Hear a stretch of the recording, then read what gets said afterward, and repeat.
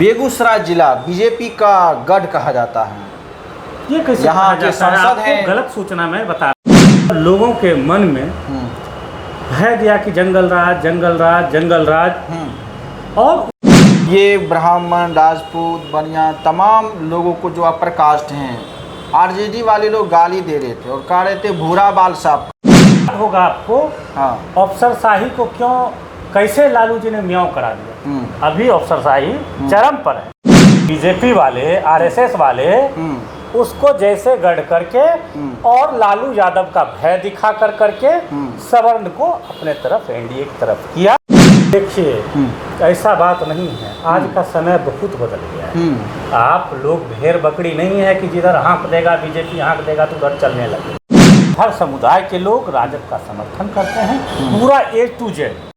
आप देख रहे हैं लाइव ब्लॉग न्यूज। मैं आपके साथ ब्रजमोहन गौतम। आज मैं बेगूसराय जिला में आया हूं, जहां पर राष्ट्रीय जनता दल के महासचिव माननीय अभिराम सिंह जी हैं। आज बातचीत करेंगे, वो सवर्ण समुदाय से ताल्लुक़ रखते हैं। सवर्ण समाज महागठबंधन तथा राष्ट्रीय जनता दल में कितना भागीदारी ले रहा है, कितना जुड़ाव है, ये तमाम मुद्दों पर बातचीत करेंगे। सबसे पहले मेरे चैनल में आपको स्वागत है। आपका भी स्वागत है। बेगूसराय की धरती पर, दिनकर की धरती पर आपका स्वागत है। पहले तो सर कुछ अपना परिचय दे दिया जाए, किस समाज से आते हैं और राष्ट्रीय जनता दल को आपने क्यों चुना है? देखिए, राजनीतिक पार्टी का जो चुनाव करते हैं लोग, उसमें किसी की मजबूरी और ज़बरदस्ती नहीं है। जिस विचारधारा को आप पसंद करते हैं, आपका जो विचारधारा रहता है, तो हमारा विचारधारा लोहिया जी के विचार से, कर्पूरी जी के विचार से, रघुवंश बाबू के विचार से, इन लोगों के विचार से मेल खाता है। इन लोगों का विचार हमें अच्छा लगता है, इसलिए। और इस विचार के सबसे करीब अगर कोई पार्टी है तो वो राष्ट्रीय जनता दल है। इसीलिए हम जो है सो राष्ट्रीय जनता दल की सदस्यता लिए हैं। विपक्ष द्वारा आरोप लगाया जाता है कि ये ब्राह्मण, राजपूत, बनिया तमाम लोगों को जो अपर कास्ट हैं, आरजेडी वाले लोग गाली दे रहे थे और कह रहे थे भूरा बाल साफ करो। नहीं, इसे गलत परिप्रेक्ष्य है। इस चीज़ को उस समय लालू जी ये बात जो बोले थे, वो अफसरशाही के विरुद्ध बोले थे। अच्छा। याद होगा आपको। हाँ। अफसरशाही को क्यों कैसे लालू जी ने म्याऊं करा दिया। अभी अफसरशाही चरम पर है।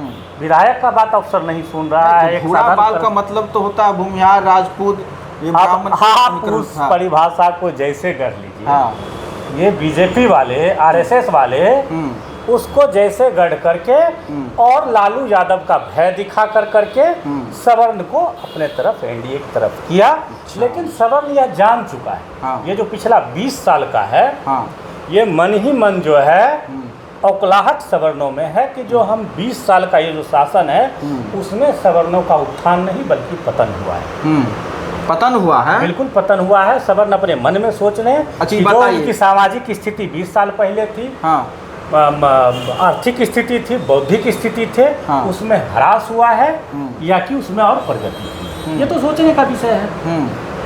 ये तो सोचने का विषय। बीजेपी वाले 10% आरक्षण देते हैं सवर्ण को, आरजेडी वाले क्या दिए हैं जो आरजेडी में लोग जुड़ेंगे?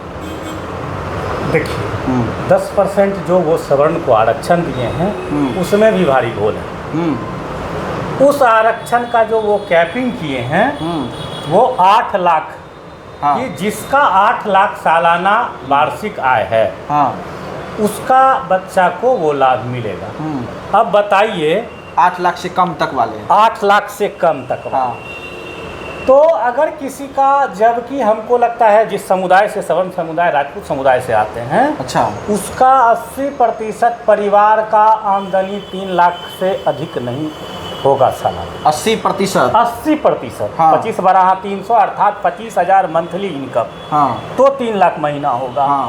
अब ये बताएं आप कि किसी का इनकम 3 लाख सालाना है और किसी का 7, 7.5, 8, 12 भी आंकड़े का बाजीगरी करके 8 पहुंचा देगा। तो क्या दोनों बच्चे को एक जैसा परिवेश मिलेगा? तो आरक्षण मैं ये पूछ रहा हूँ, आरक्षण को वो तो लाभ कैपिंग बीजेपी ही वाले गलत दिए हैं है, ना। उसको भी ढंग से, हाँ चूंकि जो ठग है हाँ वो हमेशा ठगने का काम करेगा, घुर्ची लगाने का काम करेगा। मैं राजद भी इसमें कहा है कि उसका कैपिंग, उससे गरीब को फायदा नहीं मिलेगा, उससे जो गरीब है, जो रियल जिसको मिलना चाहिए उसको फायदा नहीं मिलेगा, उसमें भी विसंगति है। अच्छा, ये क्या कहना चाहेंगे कि जितने भी जो सामाजिक न्याय के जो दल हैं, चाहे आरजेडी हो, जदयू हो, कांग्रेस हो, बीएसपी हो, सपा हो, ये तमाम जो जेएमएम हर पार्टी में जो है, तो लोगों का कहना है कि सवर्ण जब इस दल में आते हैं तो वो सिर्फ अकेले आते हैं, उनके साथ समाज नहीं आता है। लेकिन जब वही SC ST OBC के नेता बीजेपी, कांग्रेस इत्यादि में जाते हैं तो वो अपने साथ समाज को भी लेके जाते हैं। देखिए, ऐसा बात नहीं है, आज का समय बहुत बदल गया है। आप लोग भेड़ बकरी नहीं है कि जिधर हाँक देगा बीजेपी, हाँक देगा तो उधर चलने लगे। हाँ, ऐसा अगर होता तो 2020 का जो चुनाव था उसमें हम 12,000 मत से मात्र नहीं पिछड़ते। आप बार बार समीकरण हमको पूछते हैं कि हमारा विजय का सूत्र क्या है, कैसे हम जीतेंगे 25 को। तो जब मुकेश सहनी जी भी हमारे साथ नहीं तो हम मात्र 12,000, मतलब फाइनल ड्रॉप से थोड़ा ही पीछे रहे, ज़्यादा मार्जिन से नहीं हारे। तो ये अभी कोई भेड़ बकरी नहीं है। हर वर्ग के लोग, हर समुदाय के लोग राजद का समर्थन करते हैं, पूरा A to Z, क्या सवर्ण, क्या दलित, क्या पिछड़ा, क्या जो सामाजिक न्याय को मानने वाले लोग हैं, सभी लोग। हाँ। जो मनुवाद के खिलाफ हैं, हाँ। जो अम्बेडकर को मानने वाले लोग हैं, हाँ। वो सभी लोग। मनुवाद कौन है? मनुवाद वो है जो तानाशाही करते हैं, जो चाहते हैं कि मैं जैसा कह रहा हूँ, मैं श्रेष्ठ हूँ, एक श्रेष्ठ और दूसरा नीच, ये तो मनुवाद है। ये अब सवर्ण समाज भी समझ चुका है, शुरू से समझता है। सवर्ण समाज शुरू से समझता है। 1990 के दशक में हमारा राजपूत समुदाय ही था, बीपी सिंह के समय में, वो जनता दल का वोटर हुआ करता था। बिल्कुल। हम लोग नारा सुनते थे, राजा नहीं। बीपी सिंह खुद राजपूत थे। हाँ। बीपी सिंह थे, चंद्रशेखर, अनेक लोग। हाँ, बिल्कुल। युद्ध में थे, आपको रघुवंश प्रसाद सिंह जी थे, आदरणीय जगदानंद सिंह जी, ये सभी लोग जो। बेगूसराय जिला बीजेपी का गढ़ कहा जाता है। ये कैसे यहाँ कहा के जाता है? सांसद आपको हैं। गलत सूचना मैं बता रहा हूँ। 2020 में हम लोग 4-3 से जीते हैं, 4-3 से जीते हैं। 2015 में 7-0 से हम लोग जीते। कैसे बीजेपी का गढ़ है? यहाँ के सबसे बड़ा हिंदू हृदय सम्राट गिरिराज सिंह सांसद हैं। अब आप जिनका नाम ले रहे हैं स्वघोषित हिंदू सम्राट का, तो स्वघोषित हिंदू सम्राट हैं, ऐसा कहीं नहीं है। और इस बार जो जीत है उनका मात्र 80,000 से हुआ था। 2019 में वो 4 लाख से जीते थे, तब हम 4-3 से जीते थे, और इस बार 80,000 से वो जीते हैं। तो निश्चित ही हमको उम्मीद है 7-0 से हम लोग।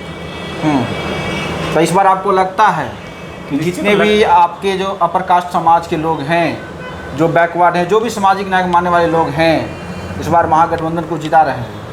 निश्चित रूप से जिता रहे हैं। पिछली बार भी जिताए हैं 4-3 से, हमको इस बार भी जिताएंगे। अच्छा, लोग का ये भी आरोप है कि आरजेडी में और भी बड़े बड़े नेता रहे हैं, लेकिन तेजस्वी यादव ही मुख्यमंत्री का चेहरा क्यों? युवा उन पर क्या भरोसा कर रहा है या नहीं कर रहा है? यह तो सिद्ध हो चुका है। यह जो हमारा 17 महीने का कार्यकाल था, उसमें सिद्ध हो गया कि जो आर्थिक न्याय की धारा बही, आर्थिक न्याय की जो धारा बही, रोजगार के लिए जहां नीतीश कुमार जी हाथ कर दिए थे, कहाँ से लाएंगे पैसे? तो उसमें जो है सो हम लोग 5 लाख बहालियां अपने विभाग में, जिसके मंत्री हमारे थे, शिक्षा विभाग हुआ, स्वास्थ्य विभाग हुआ, इन सब में बहाली किया, वह भी बिना एक भी पेपर लीक किए हुए, सफलतापूर्वक हम लोग बहाली। आखिरी क्वेश्चन है कि बिहार के कानून व्यवस्था को आप किस नज़रिए से देख रहे हैं, और 2005 से पहले कानून व्यवस्था को किस नज़रिए से देख रहे हैं? देखिए, ये जो बीजेपी और आरएसएस के लोग हैं, ये एक उस समय में नारा लगाए थे। एक क्या कहा जाए, वो मतलब लोगों के मन में भय दिया कि जंगल राज, जंगल राज, जंगल राज। और उसमें अफसरों ने उनका सहयोग किया। चूँकि उस समय, हम लोगों के समय जब राजद की सरकार थी, एक साधारण आदमी बीडीओ साहब के यहाँ, सीओ साहब के यहाँ दबिश दे के काम करना पड़ता था। तो ये एक नैरेटिव चलाया, जंगल राज, जंगल राज, जंगल राज। आज उससे बड़ा जंगल राज, रोज हत्याएं हो रही है, बलात्कार हो रहा है, भ्रष्टाचार अपने चरम पर है, घूस के बिना एक काम नहीं होता है। ब्लॉक जाइए, अंचल जाइए, थाना जाइए, बिना घूस का कोई काम ही नहीं हो रहा। तो भ्रष्टाचार अपने चरम पर है। और निश्चित रूप से मैं आपको बताना चाहूँगा, जनता उब चुकी है, जनता पूरी तरह से मूड बना लिया है। ये एनडीए का जो शासन है उसको उखाड़ फेंकेगा और आदरणीय तेजस्वी जी के नेतृत्व में बिहार का विकास का मार्ग प्रशस्त होगा, भ्रष्टाचार खत्म होगा। बस 2 महीने की बात है, हमारी सरकार बनेगी। तो आपने देखा कि किस प्रकार माननीय जिला महासचिव जी ने हर बात को रखे, और ख़ास करके जो अपर कास्ट सवर्ण समाज हैं, सवर्ण समाज में अब समझने लगे हैं बीजेपी के एजेंडे को। हिंदू मुसलमान भारत पाकिस्तान से अब नहीं चलेगा, अब सामाजिक न्याय के साथ विकास का मुद्दा चलेगा। आपका क्या कहना है? लाइक, कमेंट, शेयर कीजिए। आप देख रहे थे लाइव ब्लॉग न्यूज़। मैं आपके साथ ब्रजमोहन गौतम। धन्यवाद।